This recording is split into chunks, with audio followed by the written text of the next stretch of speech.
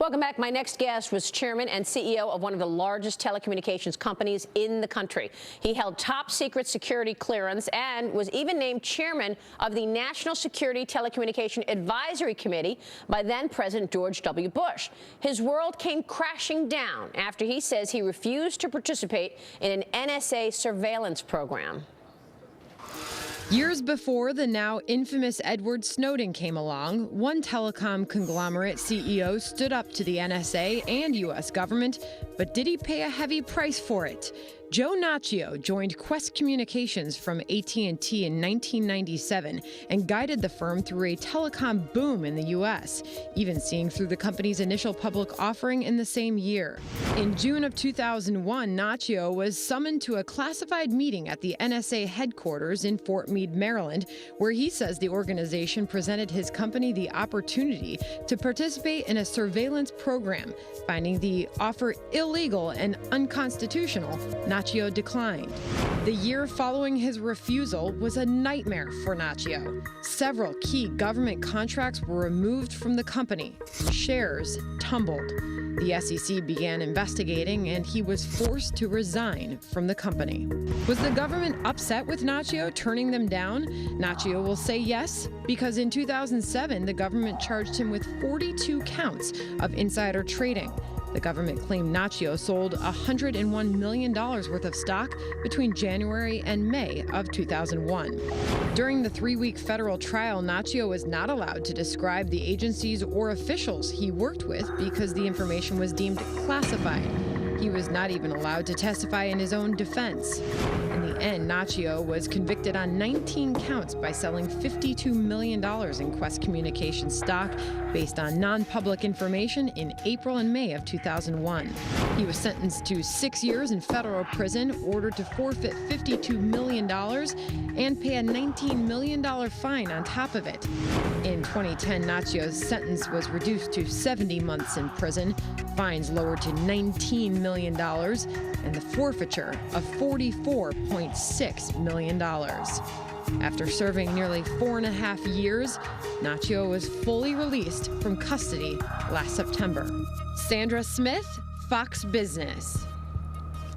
And speaking for the first time on television since being released from prison, Joe Nacchio joins me right now on set in an exclusive interview. Joe, thanks very much for joining us. Thank you, Maria. I'm the happiest person around to be here. It's been 12 years since I've been waiting to tell this story. Well, tell us your story. You got out of prison last year. I got out of prison this past September. September. Right. And how did it all start, Joe?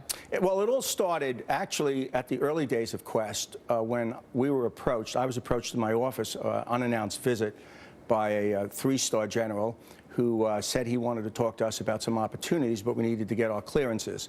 I was cleared for a top secret clearance along with some of my guys.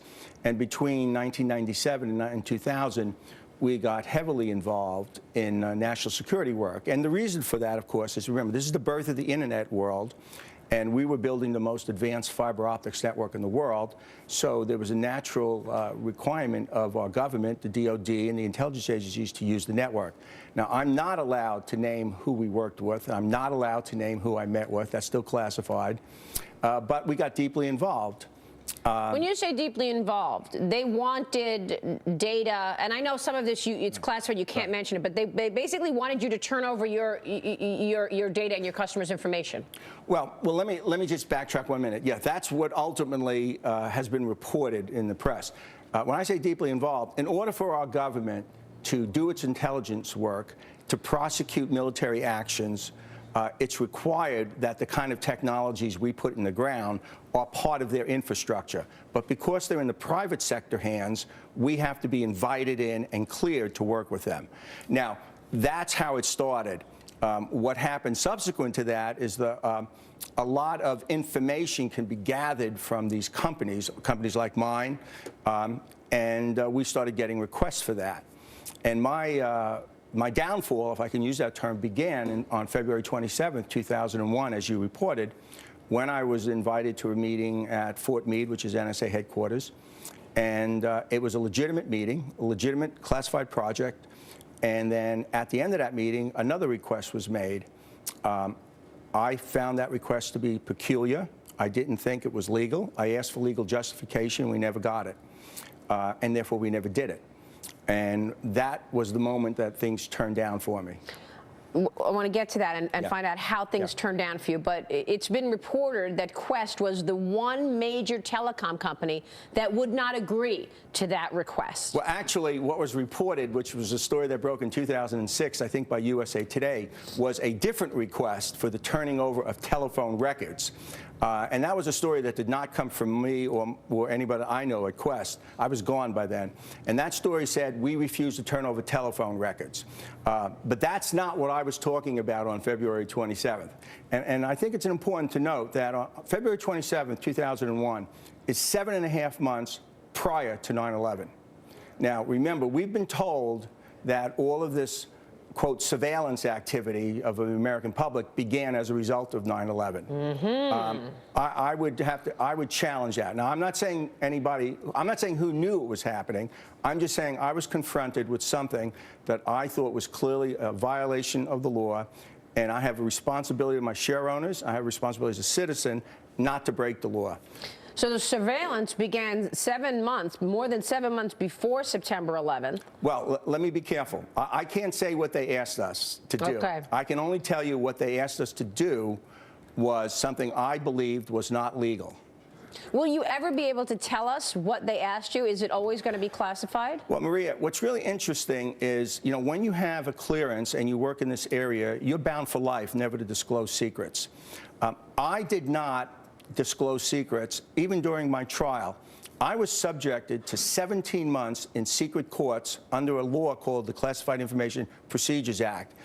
I only had a 3.5-week public trial, and as you know, because you covered it, I never took the stand. At sentencing, I never elocuted. I didn't ask for leniency. I turned down a deal that could have saved me tens of millions of dollars and probably multiple years of jail time, because I wasn't going to elocute and admit to a crime I didn't do. I did not do insider trading. That's what I want to get to, because you said all of a sudden your world changed. Things turned down after you refused to do what they asked you to do. How did things turn down? For starters, you were expecting government contracts as part of your business at Qwest. What happened? Well, this is the critical point. I'm accused of trading on inside information in the period. The government charged me with 43 counts from January 1, 2001 through May 29, 2001.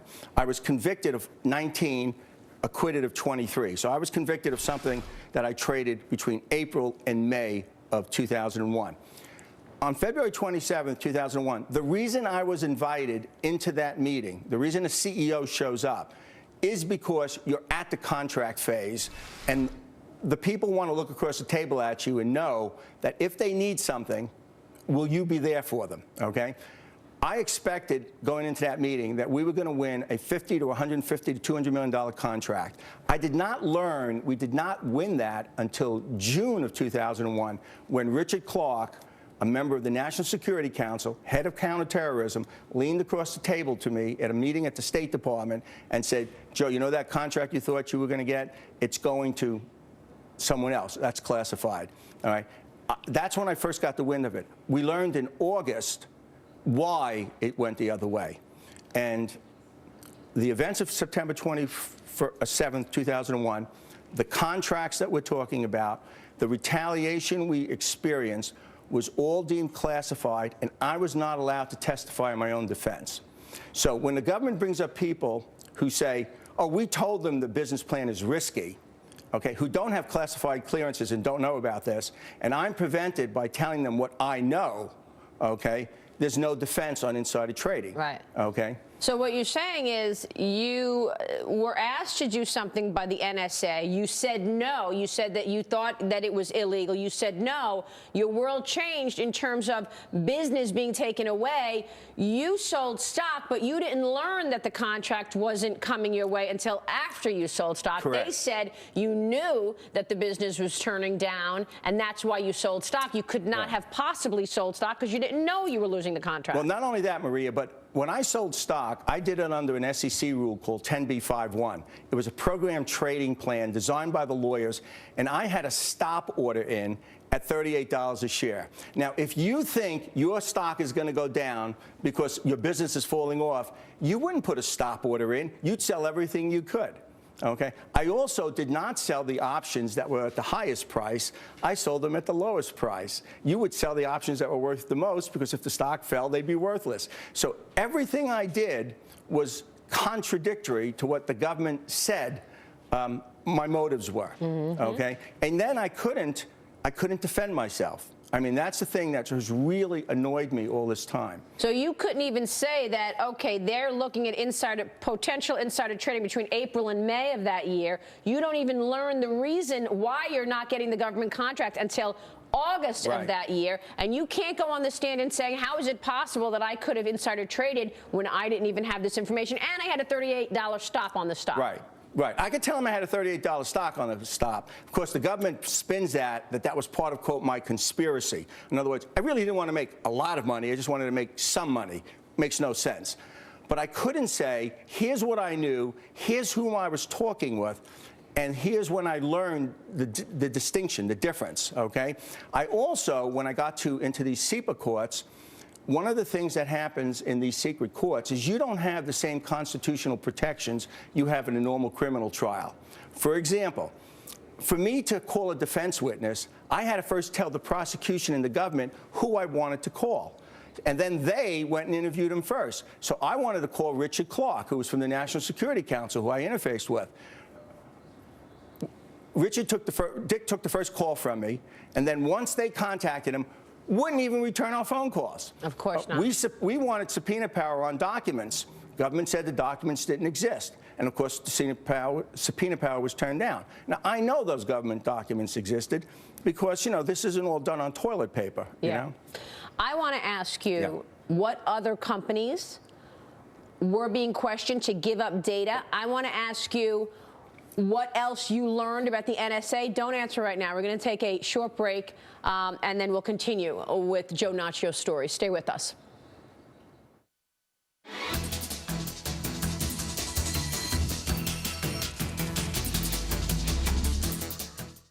Before the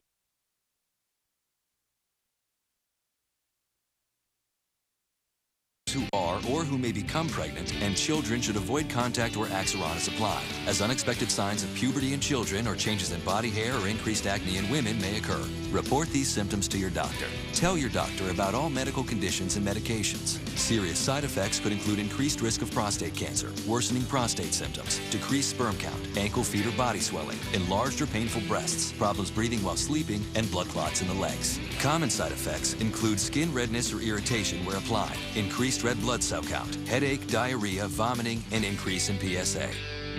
Ask your doctor about Axiron. You can go with the flow when it comes to equity investing, or spark a change in your investment approach by adding diversification with an entire sector of the S&P 500, like utilities. XLU combines all the utility components of the S&P 500 into one ETF with liquidity, all-day tradability, and transparency. Ready to add diversification to your equity investments? Before investing, consider the fund's investment objectives, risks, charges, and expenses. Go to sectorspiders.com for prospectus containing this information. Read it carefully. Visit us at sectorspiders.com. This sector report is brought to you by Sector Spider ETFs. Visit them on the web at sectorspdrs.com or call 866-SECTOR-ETF. Welcome back, everybody. Sector mover of the hour is telecom, moving mostly to the upside as far as sectors are concerned in the S&P 500 in the green this morning. One of the biggest movers here is Sprint Nextel. It's up 4% on the session. Some other big movers to the upside include Qualcomm, Verizon, also a big mover, obviously that a Dow component as well. And I'll also point out, Maria, that telecom as a sector, best performer so far this week as we start our Thursday morning. Back to you. All right, thank you so much, Sandra. I'm back with with former Qwest Communications Chairman and CEO Joe Nacchio. This is his first television interview from being released from prison. Joe, President Obama this week pushing for changes to the NSA spying program, a program, of course, that you refused to cooperate with. At one point, you thought it was an overreach, so you refused to cooperate, and then your world completely collapsed. The company lost government contracts. Ultimately, you were prosecuted and went to jail for insider trading charges that we just discussed, which, when you look at the timeline, really don't make sense. But let me ask you about NSA and Edward Snowden. You know, we ran a piece early, basically saying before Edward Snowden, there was Joe Nacchio who refused. Do you think this compares to what we've been talking about with Edward Snowden? I think there are some comparisons, but there's stark differences. Let me point out two most important differences. First, what Snowden revealed, and he did violate a law in revealing it, was legitimate, authorized, legal intelligence operations based upon authority they received by an act of Congress. Okay, so he broke his clearance. He potentially harmed the country. That's an illegal act, and I feel badly for him for having done that. Now, whether we like the public policy issue or not is a different issue, but what they were doing was legal. What I'm talking about is something that was, in my opinion, not legal and prior to 9/11. Okay. Secondly, unlike Snowden, I held my obligation never to disclose. I took a trial. I didn't take the stand. I paid a big financial price. I paid a big personal price going to prison. And I did not choose to break a law to prove that I didn't break a different law. Okay, so I think there's big differences between myself and Snowden. The general topic, I would say, is the same, although I can't, again, tell you what was specifically asked of me back in 2001. But when you heard about the Edward Snowden revelations, you were in prison.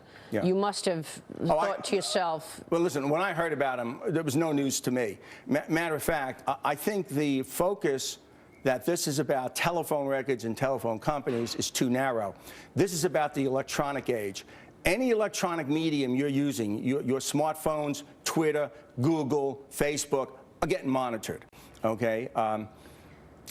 Do you know that all of those companies gave up their information? Well, I mean, you stopped, you said, look, what you're asking me to do is illegal. I can't do it. I refuse to do it. But the others did. Well, let me phrase it back. At the time I was involved, those companies didn't exist, okay? So I'm talking about the AT&Ts. So what we're talking about is the other telecoms. And the thing I would point out is I don't have direct knowledge that anybody did anything wrong, but I would say two things. The request that was made to me would be illogical unless you were able to monitor what was going on other similar networks. Secondly, in 2008, when they modified, I think it was the Foreign Intelligence Services Act, President Bush granted retroactive immunity to the telecoms back to 2001. And that bill was almost hung up on that point. And that's the first time in American history retroactive immunity has been granted to private companies for something they may have done wrong. Mm-hmm. I don't think they would have done that if other people weren't involved.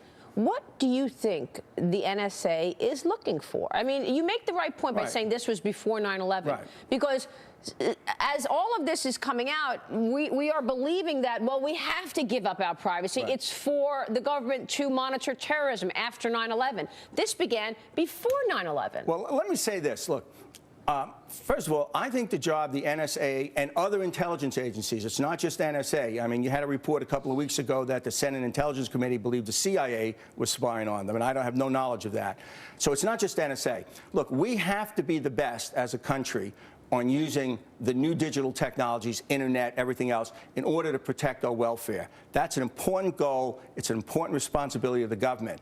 What we don't have to do is give up our civil liberties and our constitutional rights to do that, okay? But that's what we're doing. That's what we're doing. Now, Ben Franklin, back in 1788, said it well. He said, those who will trade their liberty for security will end up with neither, nor do they deserve either, okay? So this is an old age topic. I mean, people should not think that our government started looking and spying on its citizens as a result of 9/11. This has been going on for a long, long time. Why? Because that's what governments do, okay? I hate to say it. That's what governments do. And, you know, you have a lot of patriotic people who are very enthusiastic about their job who just go a little bit too far. And I think what we have to be very careful of in this country is that over a period of 10, 20 years, we don't find that we've changed our values, our principles, our Constitution for the sake of security. I believe the technology and the people we have are smart enough that you can have both.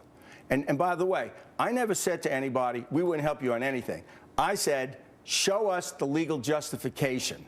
Right. And that's what we never got. So in other words, they asked you to hand over something. They asked you to give them information, but you wanted the legal justification Absolutely. for handing that over. And without that legal justification, you said no. No, but by the way, as a CEO of a public company, I was bound by two laws, the 96 Telecom Act, which superseded the 34 Telecom Act, and I think the 86 Electronic Freedom Act, which would have put severe criminal and civil penalties on the company if we broke the law. So, you know, there's one thing about being a public company. There's another thing about being unnamed intelligence operations, which if something just gets disclosed, everybody vanishes. Now, I had a fiduciary responsibility to my share owners not to break the law. Look, I made them a lot of money in time. I made a lot of money. All that was held against me. But the bottom line is I had a fiduciary responsibility not to break the law. And frankly, I had a moral responsibility of not breaking the law. Now, well, I'm going to come back and follow up on these insider trading charges and also ask you, what now? I mean, they're watching you. Are you going to have more repercussions from coming out and talking to us today? Don't answer that. We'll take a short break. We'll come back with Joe Nacchio more with this extraordinary case. Stay with us.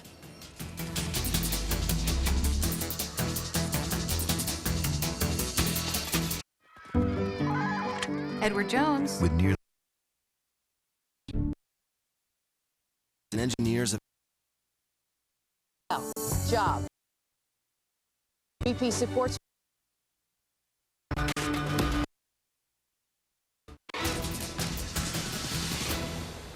Welcome back. We're talking about civil liberties right now. We are back with former Qwest Communications CEO Joe Nacchio in his first television interview since his release from prison. Joe, you've told us your story today, and you've done a good job in terms of explaining when this happened, how this happened, and led us down a path. What happens now? I mean, are you going to get off this set and get a call from the Department of Justice saying, look, you just went on television with this, you're back in jail? I mean, are you afraid? Well, I hope not, and it shouldn't be. You know, Maria, I spent the last 5 months since I came out writing down specifically what I wanted to say, and everything I said today comes out of redacted court transcripts where the government already redacted the classified information.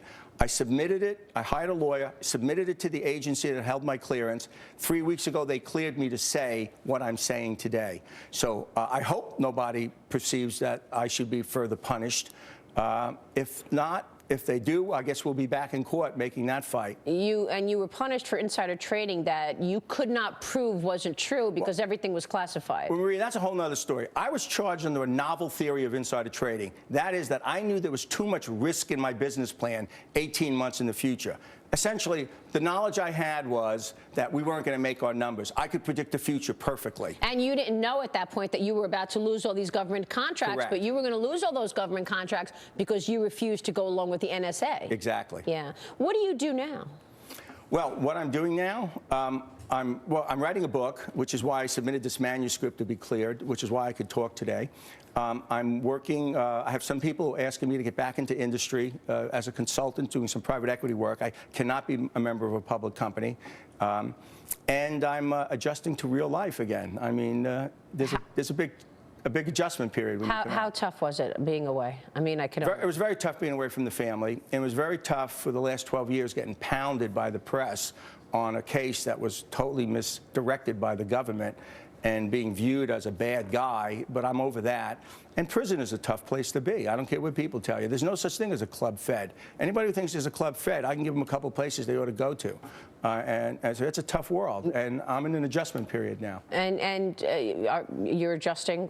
I think I'm adjusting fine. I mean, every day I wake up and I'm thankful to be here. I'm thankful to be free. But this story about the NSA and the upset of our civil liberties is an enormous story. You're you're a cog in that story. Correct. No, it's an enormous story. Look, we don't want to change the values of our country, our Constitution, and our civil liberties because we're threatened from abroad in this new world of the web.